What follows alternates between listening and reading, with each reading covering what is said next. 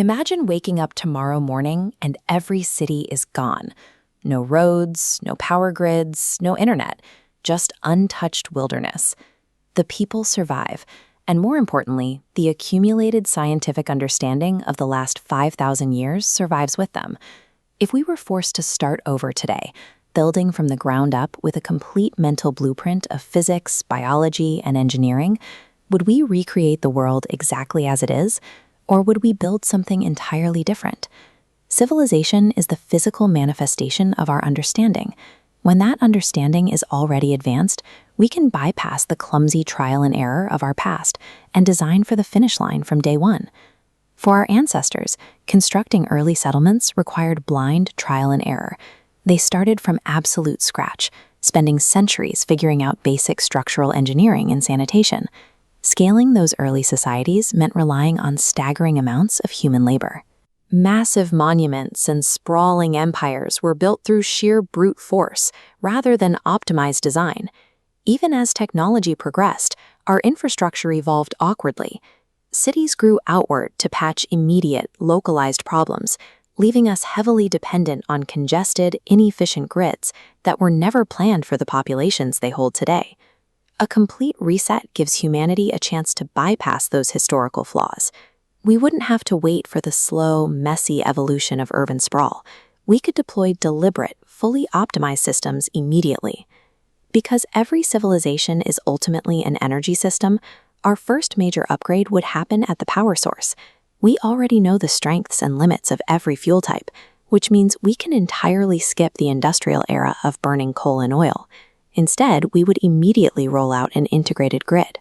Decentralized solar and wind networks would be paired seamlessly with advanced nuclear reactors, providing stable, high-yield power without centuries of atmospheric pollution. With clean energy secured, we can redesign how we handle water.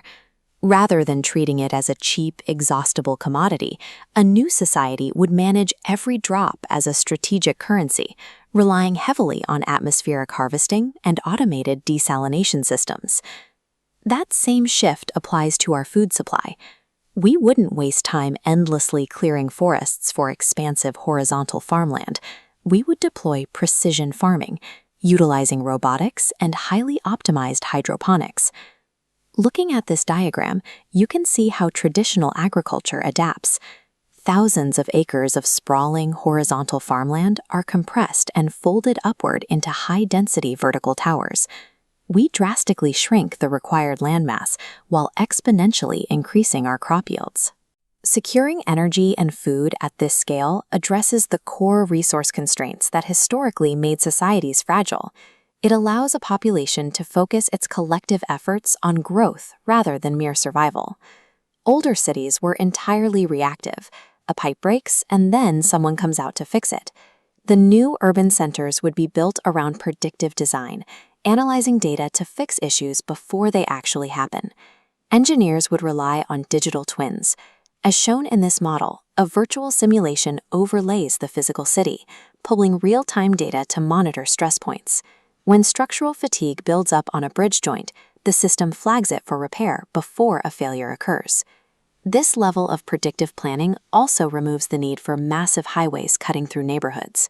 We can prioritize walkable, heavily green districts integrated directly with autonomous public transit.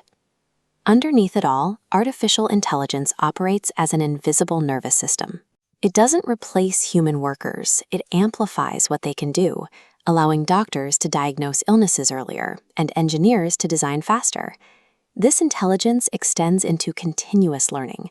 Global knowledge networks and personalized AI tutors decouple education from physical geography, giving every single person access to top-tier instruction, no matter where they live. When intelligence is baked into the infrastructure and expertise is universally accessible, a society's growth is limited only by the reach of human ingenuity, rather than the extraction of raw materials. Our original civilization operated on a highly dangerous premise. It optimized almost exclusively for maximum economic efficiency. That hyper-efficiency made our supply chains incredibly fragile to sudden disruptions.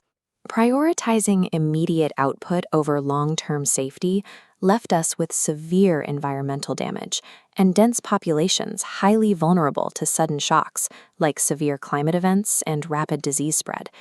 The guiding principle of a rebuilt world would be resilience. We would intentionally design decentralized, redundant systems with massive emergency reserves, capable of absorbing global crises without breaking down. And the ultimate expression of that resilience involves expanding our footprint beyond a single planet, establishing permanent settlements on the Moon and Mars, creating a literal backup drive for human society. A resilient civilization is defined by its endurance. The ultimate metric of success is the capacity of its critical systems to function reliably through a crisis. The great irony of this entire thought experiment is that we don't actually need an apocalyptic reset to start building this world. We already possess the knowledge and the blueprints to make these upgrades right now, but while we can perfect the engineering of a smart city or a vertical farm, the most unpredictable variable remains human nature itself. The defining challenge of our era is ensuring that our supreme technological power actually serves the people it was built for, rather than being used to control them or amplify our worst historical flaws. Technology gives us the tools to solve our engineering problems, but whether we build a resilient, thriving civilization ultimately comes down to the wisdom and the values of the people laying the bricks.